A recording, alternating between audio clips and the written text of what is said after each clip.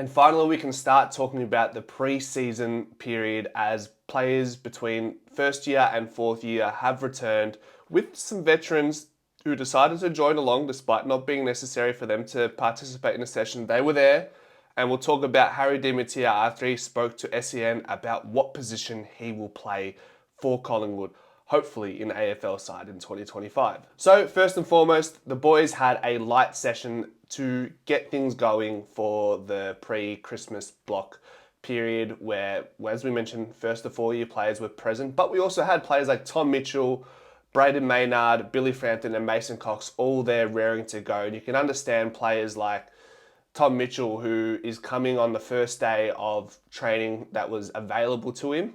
He missed most of the year, so he's looking to get every advantage he can to ensure that he's still at peak fitness and peak ability when everybody else returns. So just trying to get those little edges right now.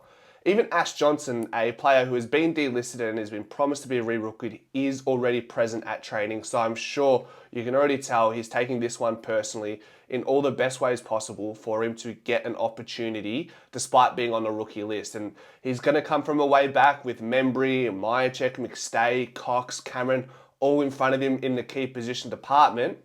But this story would be beautiful if we could find Ash Johnson, find that 2022, 2023 form, more so 22 to be honest, but if he can find some sort of form and create greater competition, and that's all we can ask for at the club. And I think we've set up a really competitive environment going into the next year. No spot is going to be given, it's going to be duly earned. Harry Perriman took the opportunity to get to the club today to put his best foot forward and probably have an opportunity to meet players in smaller groups before the entire group returns. So seems like he really enjoyed his time today, and I'll put some little B-rolls on the top of this footage with what we have available right now for you guys to see with what we saw at training today. Billy Frampton's another one of those older players who wasn't required there, but is probably got a chip on his shoulder going into the next season.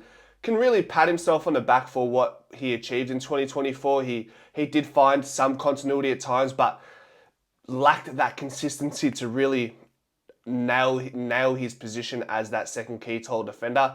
And with the sounds of Adam Tomlinson seemingly becoming less likely for him to come to Collingwood, it means it gives more opportunity to Billy Frampton and Charlie Dean, who was present as well, to really lock down that spot. So it's good to see these players coming in with really good intentions very early on, and just because it's the first to fourth years who are returning today didn't stop them from coming in and showing their face and putting in the hard yards. Harry DeMattia spoke to SEN and talked about the finger injury that hampered his preseason last year, and he talks about hinting at what position he's going to play in 2025. Here's a snippet. Whose spot have you earmarked as taking them out this year? I'm going to hope to obviously continue to progress in my role, whether that be at wing or half back. So last year I kind of did my apprenticeship with that, just getting to learn the craft in the VFL and just tick away, and then hopefully a spot opens up for me in that type of role in one of those positions this year, and I can take it with both hands. So, in all obviousness, though, the club is screaming out for somebody. I mean, it's amazing too, because Collingwood, I think, are going to be there again.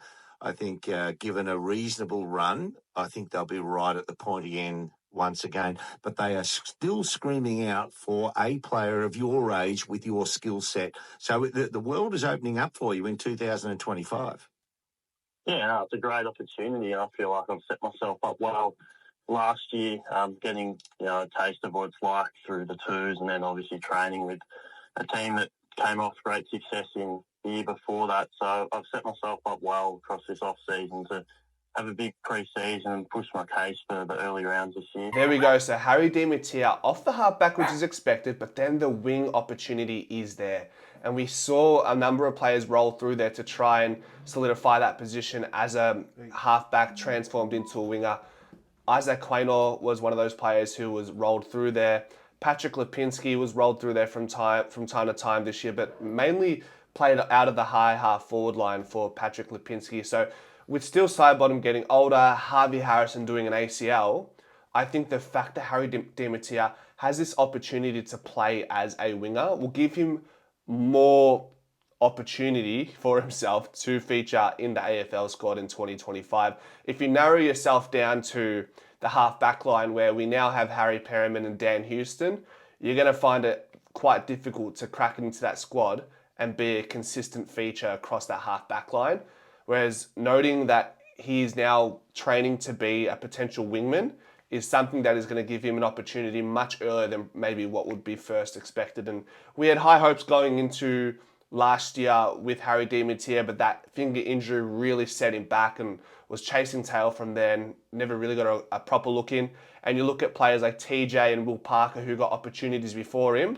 I'm pretty sure DeMattia in the back of his mind knows that could have and should have been him. So he's not going to make the same mistake. God willing, there's no injuries. Then that will be his name in that back six before those two players in his mind. The last couple interesting notes to take out of the training was Fly McRae's willingness to let the older players run the session while he viewed the session from the balcony at the AIA Vitality Centre. It's really nice to see that Craig was giving the keys to these older players to help develop their leadership and coaching qualities, right? The last thing I want us to be left with is to know that Tom Mitchell, once everyone was leaving the track, he was the last one on the track, continuing some I would imagine touch work and maybe some fitness to cap off his session. So like I said before, this man has a burning desire in him to go 1 year further and prove that he's still capable at AFL level. And we know that Tom Mitchell in the contest has some of the most craftiest moves you'll see in the competition, and it's not by fluke, it's by these little extra bits that he does before and after training, even when he doesn't have to be there as a premiership Brownlow veteran player. Go Pies.